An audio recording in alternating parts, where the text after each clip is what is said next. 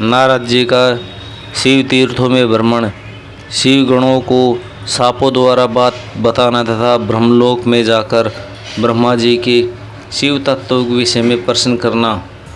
सूत जी कहते हैं, महर्षियों, भगवान श्री हरि के अंतर्ध्यान हो जाने पर मुनि श्रेष्ठ नारद शिवलिंग का भक्तिपूर्वक दर्शन करते हुए पृथ्वी पर विचार करने लगे।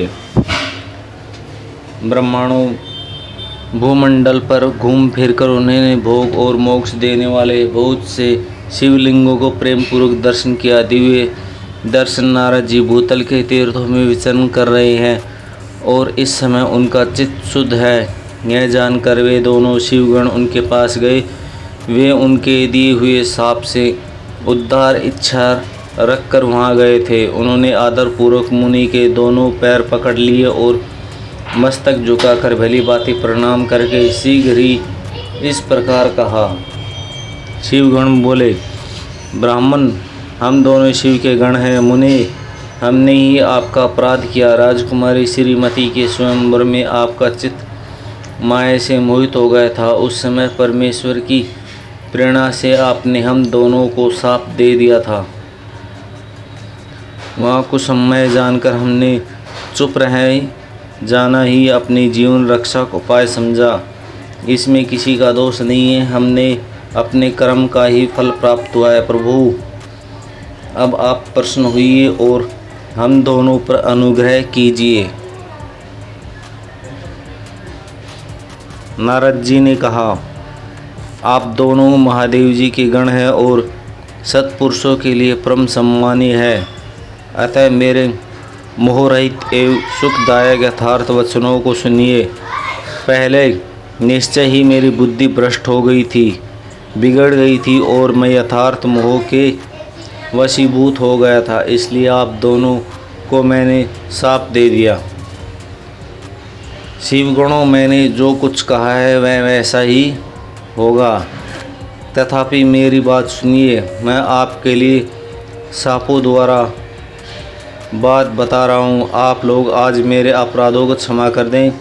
मुनिवर, विश्वेश्वर वीर्य से जन्म ग्रहण करके आप संपूर्ण दिशाओं में प्रसिद्ध कुंभकर्ण रावण राक्षस राज का पद प्राप्त करेंगे और बलवान वैभव से युक्त तथा परम प्रतापी होंगे। समस्त ब्रह्मांडों के राजा होकर शिव भक्त एवं जितेंद्रिय होंगे। शिव के ही दूसरे स्वरूप श्री विष्णु के हाथों मृत्यु पाकर फिर अपने पद पर प्रतिष्ठित हो जाएंगे। सूत जी कहते हैं, महर्षियों, महात्मा नारद मुनि यह बात सुनकर वे दोनों शिवगण प्रसन्न हो गए और सा आनंद अपने स्थान को लौट गए। श्री नारद जी भी अत्यंत आनंदित हो अन्य भाव से भगवान शिव का ध्यान तथा शिव तीर्थों दर्शन करते हुए बारंबार भूमंडल में विचरण करने लगे।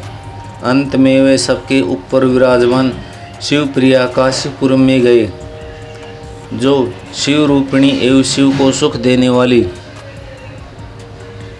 काशीपुरी का दर्शन करके नारद जी कृतार्थ हो गए। उन्होंने भगवान काशीनाथ का दर्शन किया और परम प्रेम एवं परमानंद युक्त हो उनकी पूजा की।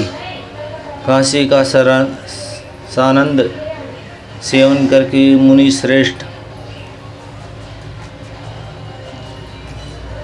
कृतार्थ अनुभव करने लगे और प्रेम से विहील हो उसका मन वर्णन एवं स्मरण करते हुए ब्रह्मलोक गए। निरंतर शिव का स्मरण करने से उनकी बुद्धि शुद्ध हो गई थी। वहां पहुंचकर शिव तत्वों का विशेष रूप से ज्ञान प्राप्त करने की इच्छा नारद ने ब्रह्मा जी को भक्तिपूर्वक नमस्कार किया और नाना प्रकार के स्त्रोतों द्वारा उनकी स्तुति करके उनसे शिव तत्वों के विषय में पूछा।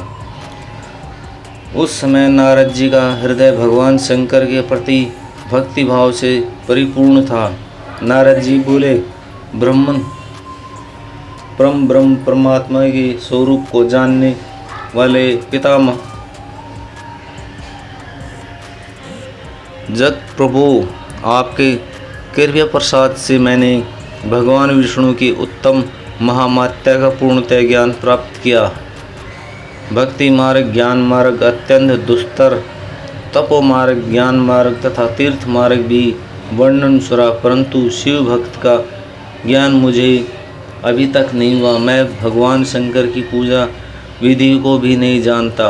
अतः प्रभु आप क्रम से इस विषय को तथा भगवान शिव के विधि चरित्र को तथा उनके स्वरूप तत्व, प्रकट्य, विवाह, गृहस्थ धर्म सब मुझे बताइए। निष्पाप पितामह ये सब बातें तथा और भी आवश्यक बातें हों उन सब का आपको वर्णन करना चाहिए। प्रजानाथ शिव और शिव के आविर्भाव एवं विवाह का प्रसंग विशेष रूप से कहिए तथा कार्तिक जन्म की कथा भी मुझे सुनाइए। प्रभु पहले बहुत लोगों से मैंने ये बात सुनी है किंतु तृप्त नहीं हो सका, इसलिए आपकी शरण में आए हूँ। आप मुझ पर कृपा कीजिए। आपने पुत्र नारद की ये बात सुनकर लोक पितामह ब्रह्मा वहाँ से इस प्रकार बोले।